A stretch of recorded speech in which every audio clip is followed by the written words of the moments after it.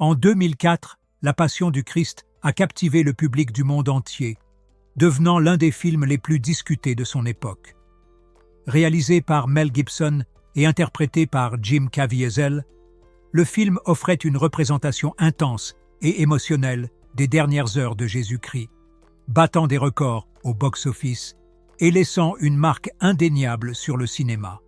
Près de 20 ans plus tard, Gibson donne enfin vie à la suite tant attendue du film, un projet en développement depuis plus de 10 ans.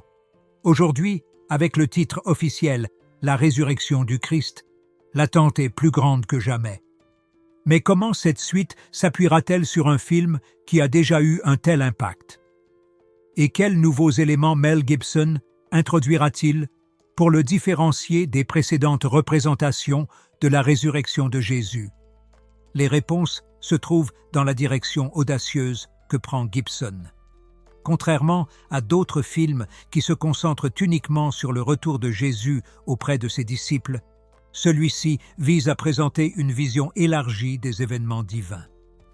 Si vous aimez les contenus qui vous aident à grandir spirituellement, n'oubliez pas d'aimer cette vidéo, de vous abonner à notre chaîne et de rejoindre notre communauté pour plus d'inspiration. Commençons par le commencement. Gibson a laissé entendre qu'il s'agissait d'un récit plus large, qui commence par la bataille entre les anges et la chute de Lucifer, et qui aboutit à la résurrection proprement dite. Ce point de vue est différent de tout ce que l'on peut voir dans les films populaires, et il permet d'aborder en profondeur les thèmes surnaturels et religieux. Lors de l'émission de Joe Rogan, il a révélé qu'il commençait à travailler sur The Resurrection of Christ. Il a déclaré avoir lu le scénario de Randall Wallace et avoir été très touché par la façon dont il était écrit. Wallace, connu pour avoir écrit Braveheart, a travaillé en étroite collaboration avec Gibson pour élaborer un récit qui va au-delà de la narration religieuse traditionnelle. Le scénario aurait pour but d'illustrer la descente du Christ dans les demeures des morts, un concept brièvement mentionné dans la théologie chrétienne mais rarement exploré au cinéma. Jim Caviezel devrait reprendre son rôle de Jésus, ce qui donne encore plus de poids au projet. Son interprétation dans La Passion du Christ a été largement saluée pour son intensité et son réalisme, et son retour laisse présager que la profondeur émotionnelle et spirituelle du premier film se retrouvera dans la suite. Grâce à l'approche méticuleuse de Gibson et à une décennie de préparation, La résurrection du Christ est en passe de devenir l'un des films bibliques les plus ambitieux jamais réalisés. La vision de Gibson pour la résurrection est bien plus ambitieuse qu'un simple récit de la résurrection elle-même. Il a plutôt l'intention d'explorer les dimensions spirituelles de l'histoire, en emmenant le public au-delà du monde physique et dans le royaume de l'invisible.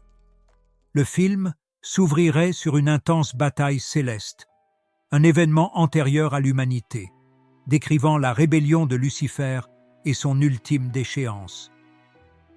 Cette séquence dramatique devrait donner le ton à l'ensemble du film, en soulignant la lutte éternelle entre le bien et le mal.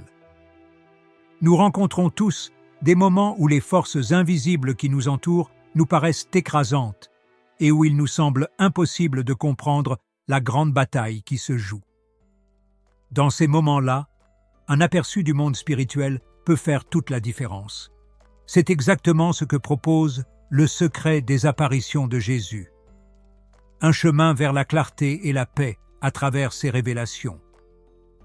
Ce livre électronique examine ces prophéties et donne un aperçu de ce qui nous attend. Il est disponible gratuitement dans le commentaire épinglé. Saisissez-le maintenant avant que les éditions ne disparaissent. Cette approche est conforme au style de narration caractéristique de Gibson, connu pour mélanger des récits historiques avec des sous-entendus philosophiques profonds. Les flashbacks et les flash-forwards joueront probablement un rôle clé, permettant au film de se déplacer de manière fluide entre les différents moments de l'histoire biblique. La descente du Christ dans les demeures des morts, un événement souvent éclipsé par son retour parmi les vivants, sera représenté comme étant plus qu'un simple passage dans l'au-delà. Il s'agira plutôt d'un moment crucial d'intervention divine, où Jésus libère les âmes justes qui attendaient le salut. La version de Gibson est l'un des rares films à avoir eu le courage de montrer cette partie de la théorie chrétienne avec autant de détails. Sa volonté de dépeindre non seulement la résurrection physique, mais aussi les ramifications cosmiques de la victoire du Christ sur la mort, suggère un film qui poussera le public à reconsidérer sa compréhension des événements bibliques. L'inclusion d'éléments apocalyptiques, évoqués par Gibson lui-même, renforce l'idée qu'il s'agit d'un récit couvrant l'ensemble de l'histoire spirituelle, plutôt que de se concentrer uniquement sur les conséquences de la crucifixion. D'un point de vue stylistique, le film devrait adopter une esthétique plus sombre et plus éthérée pour traduire le poids de son sujet. La Passion du Christ était basée sur des événements historiques réels. Ce film, en revanche, utilisera des éléments magiques pour montrer le côté spirituel du voyage du Christ. Les scènes décrivant la bataille entre les êtres célestes, le tourment des âmes perdues et le triomphe ultime de la lumière sur les ténèbres nécessiteront un équilibre délicat entre la fidélité aux Écritures et la narration cinématographique. Avec un récit aussi vaste, Gibson doit relever le défi de maintenir la cohésion tout en veillant à ce que le film reste accessible à un large public. La résurrection du Christ sera très différente des autres histoires sur le retour de Jésus, car elle mêle des thèmes religieux importants, des images époustouflantes et un fort impact émotionnel. Son souci d'authenticité va au-delà des aspects visuels et thématiques du film. Le scénario, élaboré sur plus de 10 ans, a été révisé à de multiples reprises pour s'assurer qu'il s'aligne sur les textes bibliques et le contexte historique. Il s'est efforcé de créer une histoire qui ait à la fois un sens spirituel et un effet cinématographique en travaillant à nouveau avec Randall Wallace, qui a écrit Braveheart.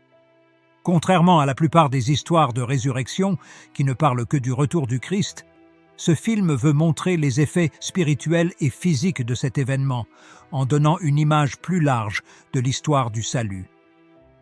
Le film est difficile à comprendre, car la chronologie est très complexe. Elle mêle le passé, le présent et même des allusions au futur. Des rapports indiquent que des scènes montrant la chute de Jésus dans les demeures des morts seront mélangées avec des scènes montrant son travail dans le passé. Cette approche permettra au film d'explorer le poids émotionnel et spirituel de son sacrifice, non seulement du point de vue de ses disciples, mais aussi de celui des âmes en attente de rédemption. En passant d'un moment à l'autre, Gibson veut souligner l'ampleur de la victoire du Christ sur la mort, renforçant l'idée que sa résurrection n'était pas un simple retour à la vie, mais l'accomplissement d'une prophétie divine. Alors que se déroule la bataille cachée entre le bien et le mal, la compréhension de l'invisible peut apporter de la clarté en des temps incertains. Un livre électronique gratuit est disponible pour ceux qui veulent en savoir plus, mais il n'en reste que quelques exemplaires. Le scénario explore également les perspectives de figures bibliques clés, donnant de la profondeur à des personnages dont le rôle dans l'histoire de la résurrection est souvent négligé. Les apôtres, qui luttent pour comprendre les événements qui se déroulent devant eux, servent de point d'ancrage émotionnel pour le public, leurs doutes et leurs peurs reflétant la réaction humaine face à l'inconnu. Parallèlement, des personnages tels que Ponce Pilate et les grands prêtres devraient être revisités, offrant un aperçu des ramifications politiques et sociétales de l'exécution du Christ. En incorporant ces perspectives, le film cherche à présenter une vision à multiples facettes de la résurrection, transcendant la focalisation traditionnelle sur le seul Christ. La langue joue un rôle crucial dans l'authenticité de l'époque. À l'instar de la Passion du Christ, qui utilisait l'araméen et le latin, cette suite devrait maintenir la précision linguistique, immergeant ainsi le public dans le cadre historique. Le défi consiste à s'assurer que le dialogue reste accessible tout en préservant son authenticité ancienne. traduire des concepts théologiques complexes en une expérience cinématographique sans en diluer l'importance sera un équilibre délicat que Gibson et son équipe ont passé des années à peaufiner. Avec un projet d'une telle envergure, les défis logistiques et techniques deviennent un facteur majeur dans son exécution. Le calendrier de tournage reste incertain, Gibson laissant entendre que la production pourrait commencer dès 2026. Compte tenu de l'ampleur de la résurrection du Christ, le choix des lieux de tournage sera crucial pour préserver l'exactitude historique tout en tenant compte des éléments surnaturels intégrés au récit. Les premières informations indiquent que Gibson et son équipe ont repéré de nombreux sites internationaux afin de recréer le décor avec le plus de réalisme possible tout en intégrant les effets visuels nécessaires. Contrairement au premier film, qui s'appuyait fortement sur des effets pratiques et des décors réels, cette suite nécessitera une approche plus complexe. La représentation des batailles célestes, du monde spirituel et de la descente du Christ dans les demeures des morts exige un équilibre entre les effets pratiques et les images de synthèse.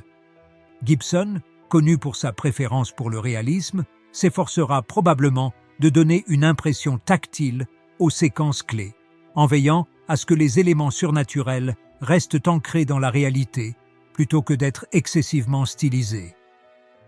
Le défi consiste à créer une expérience visuelle immersive sans perdre l'intensité brute qui a rendu la passion du Christ si percutant. Les considérations budgétaires joueront également un rôle important dans l'élaboration de la production. Compte tenu de la portée ambitieuse du film, son budget devrait dépasser celui de l'original, qui a été réalisé pour environ 30 millions de dollars. Les experts de l'industrie estiment que la résurrection du Christ pourrait nécessiter plus de 100 millions de dollars, en particulier si des séquences d'effets visuels à grande échelle sont impliquées.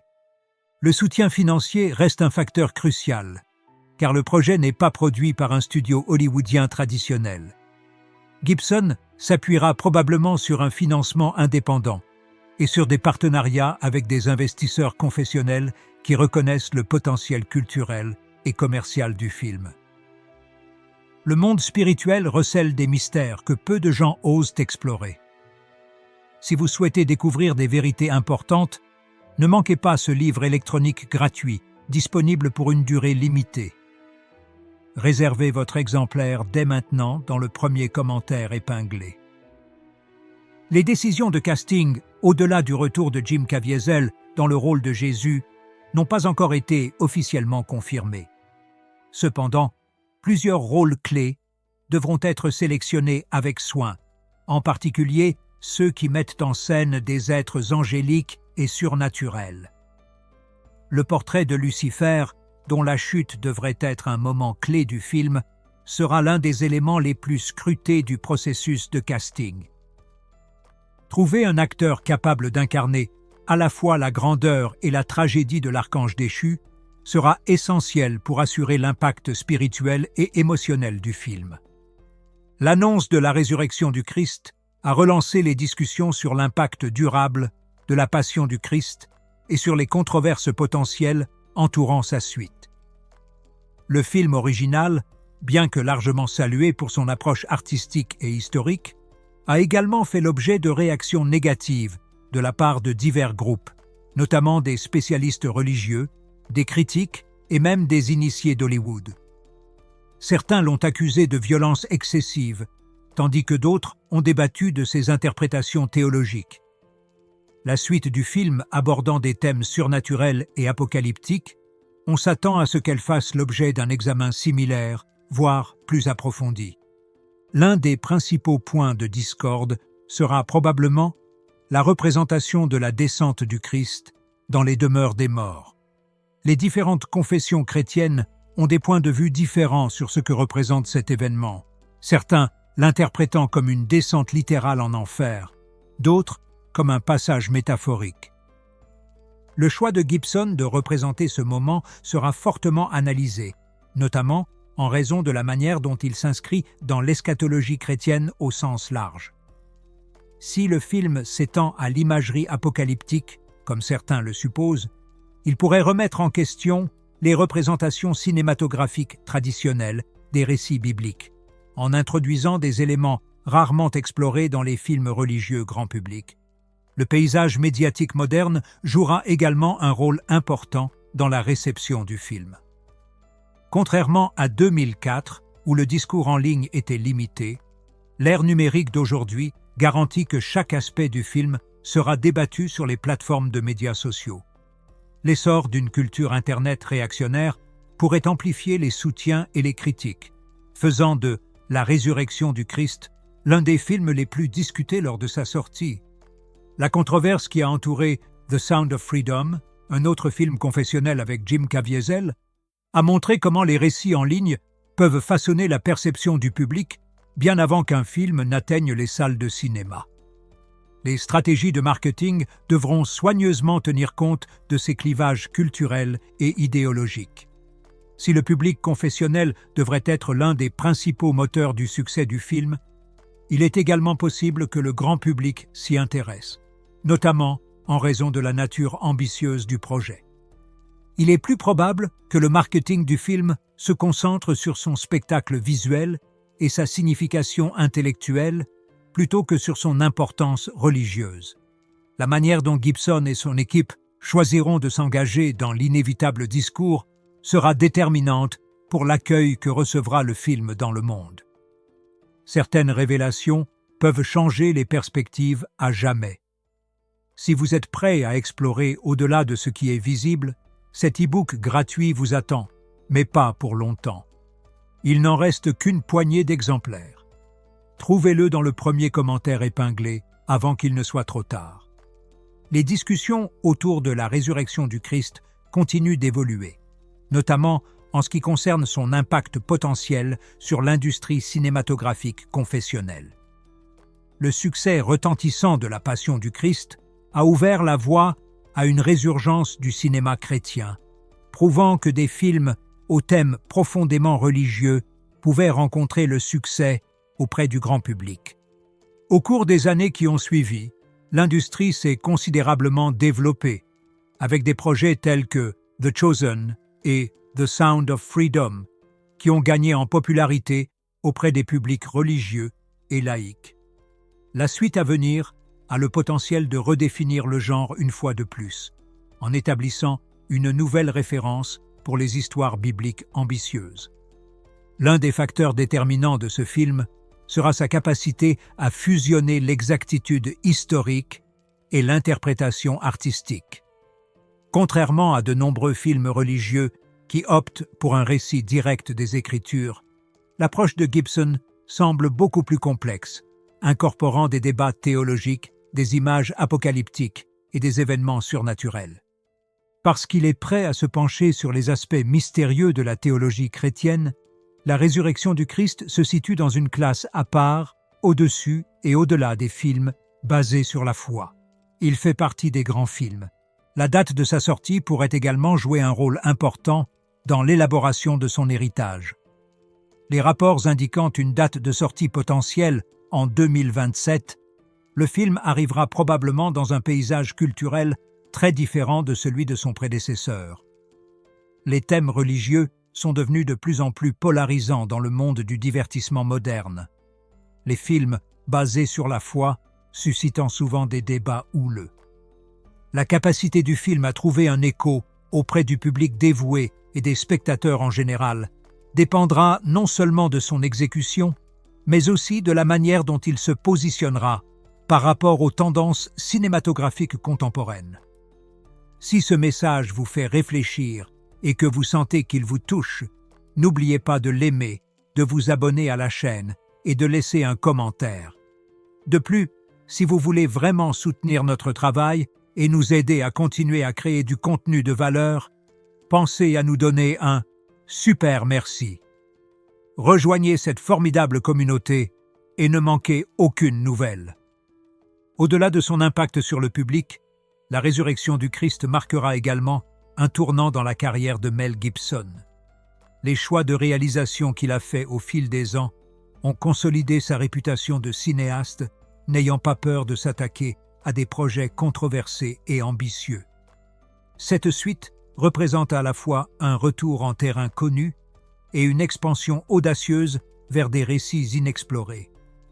La façon dont il choisira d'encadrer la résurrection, la bataille cosmique entre le bien et le mal, et l'accomplissement ultime de la prophétie divine déterminera si ce film aura la même importance culturelle et cinématographique que son prédécesseur.